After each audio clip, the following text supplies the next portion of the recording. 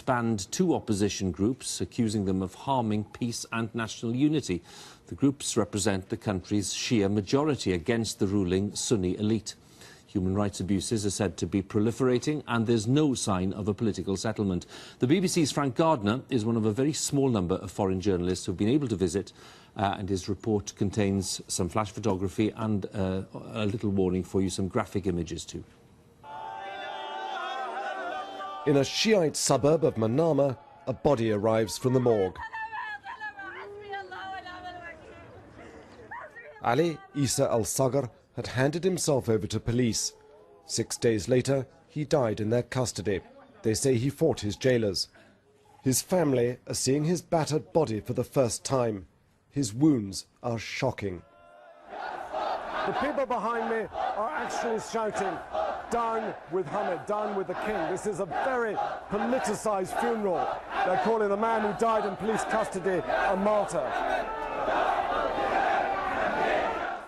I put this case to the health minister. She said the wounds had been photoshopped by the opposition to make them look worse, until I told her we'd seen them ourselves. I will try as, as a person, also a minister in charge of human rights, that we will ask for an investigation for this. The checkpoints that have sprung up under martial law are dividing this country along sectarian lines. Sunnis and expatriates welcome them after the chaos of the protests. But many Shiites say they're intimidated after reports people have disappeared from them into police custody. We haven't talked to detainees because 3 who came out in the last 7 days were dead. So we don't know what they're asking per se. And as you know, even in hearings, whatever hearings are being held, lawyers are bound by a gag rule.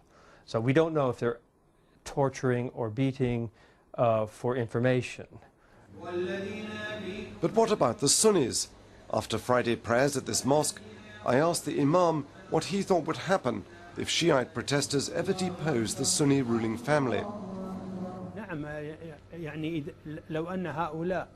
If they manage to seize power, Sunnis in Bahrain will suffer, and we'll see bloodshed and killings. The same group here in Bahrain are taking their instructions from Iran, Iraq and Hezbollah. Not true, says the opposition, but it adds to the complex mix of problems facing Bahrain. Reforms are stalled, the regime's hardliners have got their security clamped down.